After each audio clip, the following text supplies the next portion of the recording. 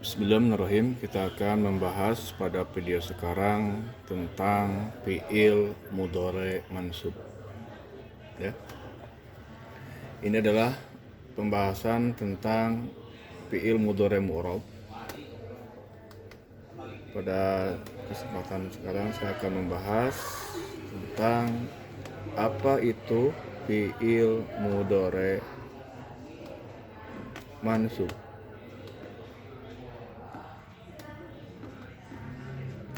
Yang kita bahas tentang fi'il mudhari mansub. Nah, untuk mengingatkan kembali, sebuah fi'il dikatakan fi'il mudhari itu ada syaratnya. Syaratnya adalah setiap fi'il mudhari itu harus, jadi bukan boleh, tapi harus apa? Harus diawali oleh yang namanya huruf mudhari'ah. Jadi setiap fi'il mudhari itu harus diawali oleh yang namanya huruf mudhari'ah. Huruf mudhari'ah itu ada 4. Pertama adalah ya. Huruf mudhari'ah berbentuk huruf iya. Harokatnya bisa 2, apakah dia fathah ataupun dhammah. Yang kedua, huruf mudhari'ahnya adalah berupa huruf ta. Harokatnya sama, kalau tidak patah akan berharokat dhammah. Yang ketiga, huruf mudhari'ah berupa nun. Harokatnya kalau tidak patah akan berharokat dhammah. Dan terakhir, huruf mudhari'ah berupa hamzah. Juga sama, harokatnya kalau tidak patah akan berharokat dhammah. Ini adalah 4 huruf mudhari'ah yang harus ada di awal setiap fi'il mudhari. Kalau tidak ada huruf mudhari'ah, maka tidak bisa dikatakan dia adalah fi'il mudhari. Misalkan yang iya, misalkan dalam Al-Qur'an ada wa minan nasi may yaqulu, ada lafaz yaqulu.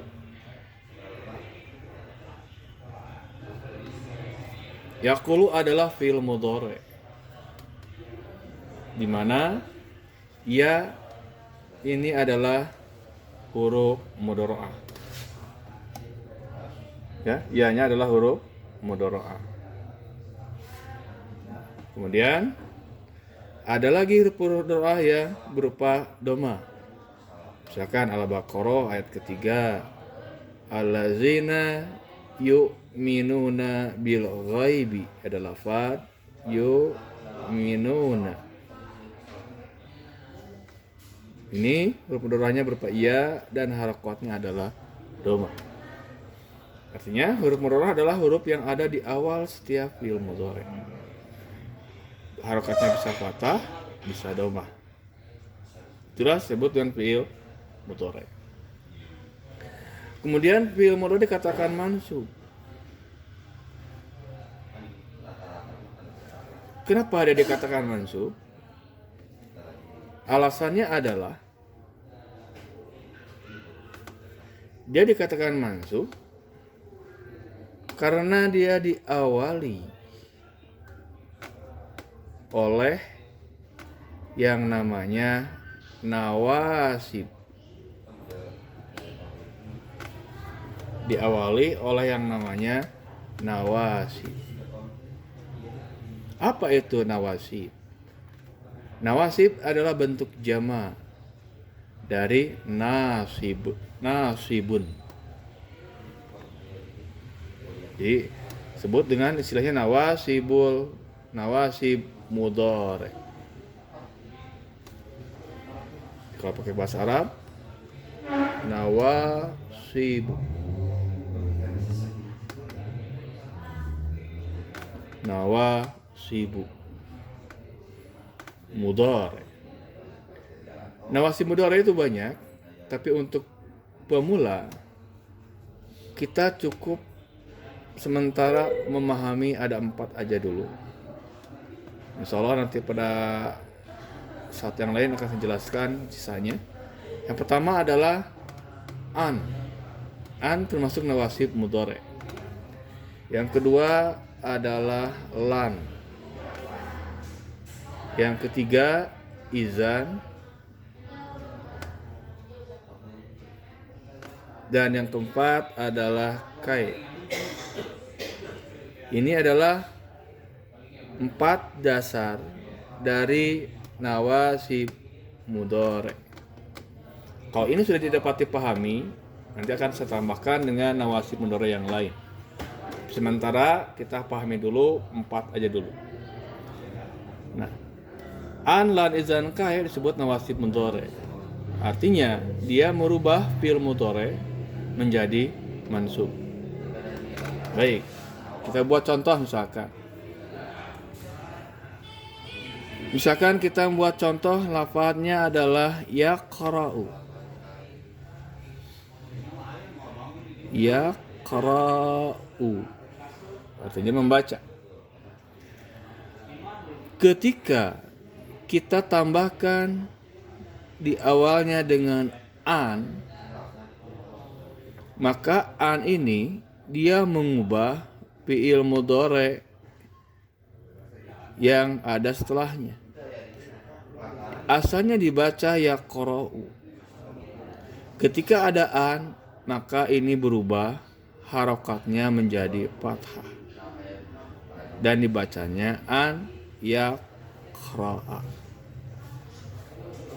Jadi yang mengubah harokat dhammah pada hamzah dalam yaqra'u menjadi fathah adalah an. Maka dalam ilmu nahwu an disebut dengan amil. Amil adalah lafaz yang memberikan perubahan kepada kalimat setelahnya. Maka an dia mengubah asalnya qra'u menjadi yaqra'a. Maka sekarang yaqra adalah mudhari mansub. Kenapa mansub? Sebab ada huruf nawasib di awalnya. Itu an. Nah, itu fungsi daripada nawasib, mengubah fi'il mudhari menjadi mansub. Maka yaqra'a adalah fi'il mudhari mansub. Sedangkan yaqra'u ini dia dalam keadaan marfu. Ketika ada an, maka berubah dari marfu menjadi mansub. Inilah fungsi dari nawasib mudhari, merubah fi'il mudhari marfu menjadi mudhari mansub. Jadi dengan ada perubahan di sini. Nah, baik. Yang kedua, setelah kita memahami nawasib mudhari, sekarang kita harus pahami adalah tanda nasab mudhari. Tanda nasab fi'il mudhari. Ada berapakah tanda nasab dari fi'il mudhari? Nah, fi'il mudhari tanda nasabnya ada 2. Pertama adalah dengan fathah. Fi'il mudhari dia nasabnya dengan fathah.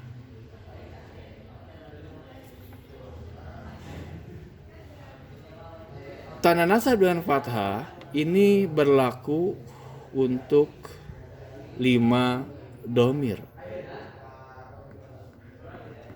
Dhamir apa saja yang tanda nasabnya dengan fathah?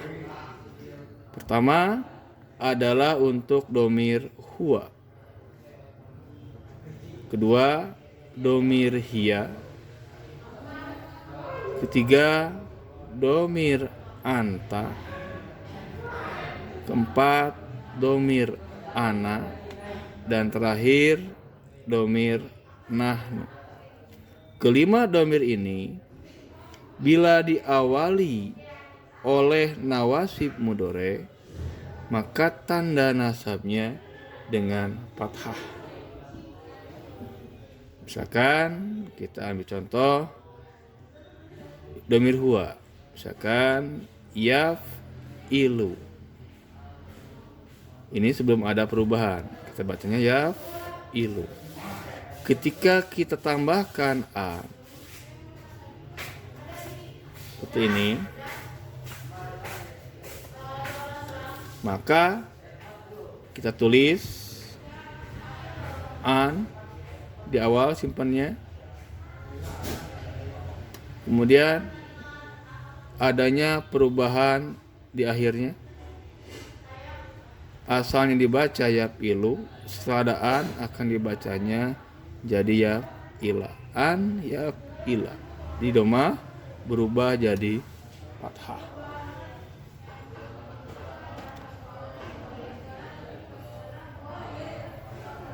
Domir hiya.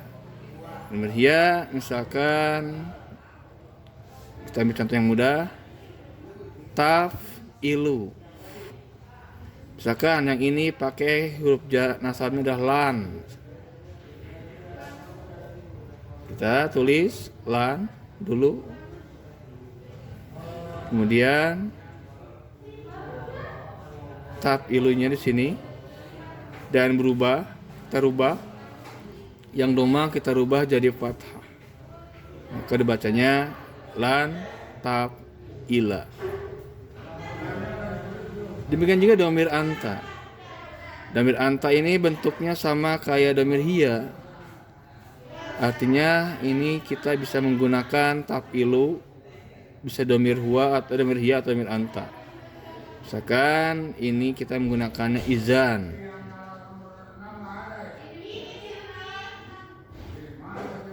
Maka kita tulis izan dulu, disimpan di sini. Izan. Kemudian domir antanya di sini. Kemudian domir anta. Dan kita rubah harokat domah di akhir jadi fathah. Maka kan bacanya izan taf ila. Domir ana. Misalkan contohnya adalah ab ilu. Ini kita tambahkan misalkan an. Kita simpan an di awal. Kemudian fi'il mudhari'nya kita simpan setelah an. Kita rubah harokat dhammah yang ada pada lam menjadi fathah. Maka akan dibacanya an af'ila. Terakhir untuk yang dhamir nahnu. Bentuk fi'il mudhari'nya adalah naf'ilu. Misalkan kita tambahkan kai. Kita simpan dulu kai di awal, tulis dulu. Kai. Kemudian baru kita fi'il mudhari'nya ditulis setelahnya. Dan kita rubah harokat dhammah di sini jadi fathah, maka akan dibacanya kai naf'ila. Di 5 dhamir ini apabila diawali oleh nawasib mudhari, maka ujungnya akan berharokat fathah. Ketika kita membaca harokat dhammah seperti ini adalah fi'il mudhari dalam keadaan marfu. Ketika kita tambahkan nawasib mudhari, maka sekarang dia berubah menjadi fi'il mudhari mansub. Nah, itu yang dengan fathah. Yang kedua, ada fi'il mudhari yang tanda nasabnya adalah dengan hazfunun.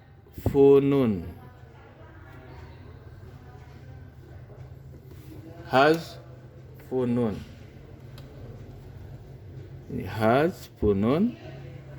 Hazfunun ini terdapat pada 7 domir.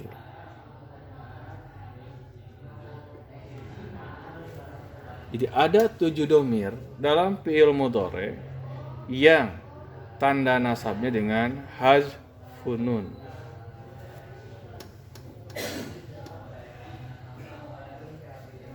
Domir apa saja? Nah, kita lihat sini. Domirnya adalah yang pertama, domir huma. Nah, domir huma itu ada dua ya. Kita tulis dua-duanya karena huma ada dua. Kemudian domir hum. Kemudian domir antuma juga ada dua. Karena domirnya sama, kita satu bariskan saja. Antuma ada dua. Kemudian antum. Dan terakhir domir anti.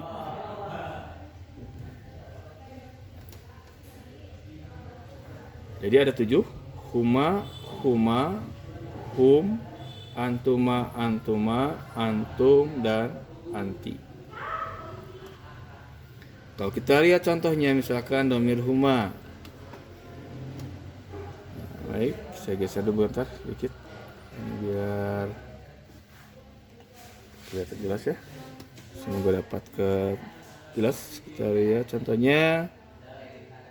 Ya ilani.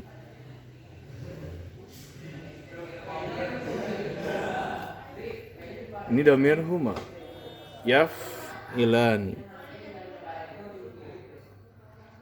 Kemudian kita tambahkan an.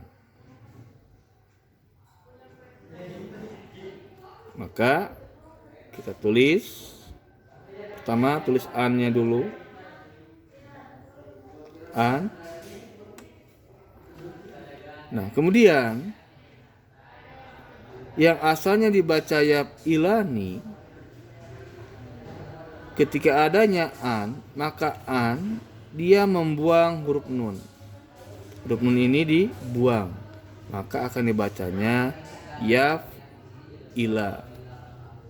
Kenapa dibuang? Karena dia termasuk domir yang 7.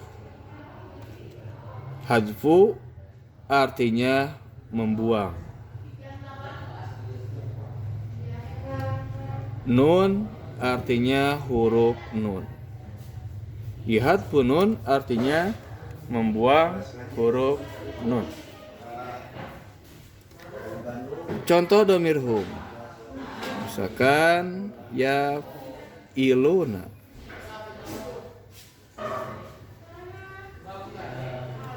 Kita tambahkan misalkan pakai lan. Kita tulis dulu nasibunnya atau nawasibnya lan, baru fiil mudorenya. Nah, kalau lan dia akan membuang huruf nun yang ada di akhir ini. Nun yang dibuang. Ketika nun dibuang, untuk domir hum tambahkan alif, maka akan dibaca dan ya ilu. Mungkin ada yang bertanya, kenapa harus ditambahkan alif? Alif ini namanya adalah huruf alif lil itlaq. Apa kegunaan alif di sini? Dia berfungsi untuk menunjukkan bahwa waw ini adalah isim domir, bukan huruf. Kenapa? Sebab pada lafaz yang lain ada waw yang dia itu bukan isim, tapi huruf.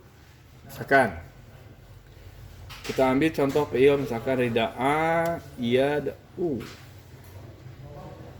Domir huwa, fi'il mudhari domir huwa, da'a yad'u. Dalam lafaz yad'u ada waw. Apabila setelah waw tidak ada alif, maka waw ini adalah huruf. Berbeda dengan yang tadi dalam ya ilu. Tadi contohnya lan yafilu. Apabila setelah waw ada alif, maka waw ini adalah isim domir. Jadi itulah fungsinya daripada alif lil itlaq. Sebagai tanda bahwa waw yang ada sebelum alif adalah isim domir, bukan waw huruf. Jadi harus diperhatikan ketika kita membuang nun pada domir hum dan antum, maka wawnya tambahkan alif. Misalkan kita ambil contoh yang domir antum. Antum misalkan iluna. Kita pakai an. Oke, tulis dulu nawasibnya, an dulu tulis. Kemudian ilu. Nunnya kita buang. Maka akan jadi bacanya an ilu. Lalu tambahkan alif sebagai tanda bahwa waw ini adalah isim domir, bukan huruf. Terakhir domir anti. Misalkan contohnya ilina. Kita pakai misalkan lan. Maka kita tulis dulu, pertamanya adalah nawasibnya dulu, lan tulis dulu. Baru fi'il mudhari'nya. Dan nun yang ada di akhir kita buang, maka akan hasilnya seperti ini. Jadi lan ili. Jadi kalau asalnya fi'il mudhari yang 7 domir ini berakhiran nun, maka dia dikatakanlah fi'il mudhari'nya adalah marfu. Kalau ada nun di akhir. Ketika nun dibuang karena ada nawasib seperti ini, maka dia dikatakanlah fi'il mudhari dalam keadaan mansub. Jadi fi'il mudhari mansub dengan hadfun nun ada pada 7 domir. Dengan catatan adanya nawasib mudhari di awal yang menasabkan fi'il mudhari di awal. Inilah pembahasan bagian ke-1 dalam memahami fi'il mudhari mansub. Yang pertama yang saya pahami adalah fi'il mudhari dikatakan mansub bila dia diawali oleh nawasib mudhari. Nawasib mudhari standarnya ada 4. Nanti ada tambahan yang lain. Ada yang namanya lamu taklil, ada lamu juhud, ada hatta, dan yang lain, ada pasababiyah ya. Tapi untuk sementara bagi pemula yang baru mempelajari fi'il mudhari mansub, kuasai dululah yang ini. Nanti setelah ini dapat dikuasai, baru kita tambahkan dengan nawasib yang lain. Yang kedua, kita harus memahami juga tanda nasab fi'il mudhari. Ada 2, ada yang fathah, ada yang hadfun nun. Ini juga saya perhatikan, kapan fi'il mudhari dia mansub dengan fathah, kapan fi'il mudhari dia mansub dengan hadfun nun. Demikian, semoga dapat dipahami. Bila ada yang belum jelas, silakan layangkan pertanyaan dengan berikan komentar di bawah video ini. Insyaallah akan saya jawab sesuai kemampuan saya sendiri. Assalamualaikum warahmatullahi wabarakatuh.